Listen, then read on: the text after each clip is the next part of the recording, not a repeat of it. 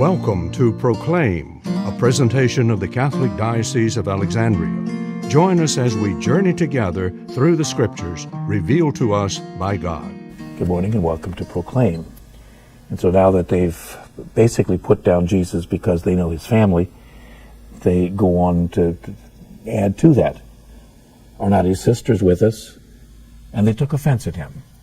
And so basically Jesus is one that has returned home, and instead of being received with a hero's welcome after the initial astonishment, which is not necessarily something that suggests affirmation, it just adds to their confusion. Now, because they know some of his background, he's written off. And Jesus responds to this. Jesus said to them, "A prophet is not without honor except in his native place and among his own kin and in his own house."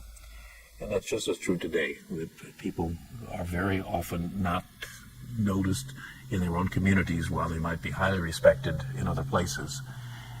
It's interesting that Jesus is clearly identifying himself by the title prophet, and we see that a number of times in the gospel.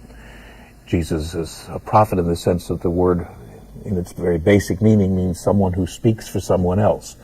And so the primary role of a prophet was not to in some way look into the future, but to speak God's message. And so to be a spokesperson for God is certainly what Jesus is doing all through his preaching, all through his ministry.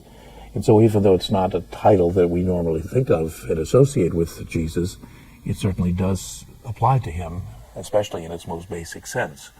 And to say that someone sent from God is not accepted in his own place, you can look back over much of the Scripture to see how true that has been. This program was brought to you by Christus Cabrini Hospital.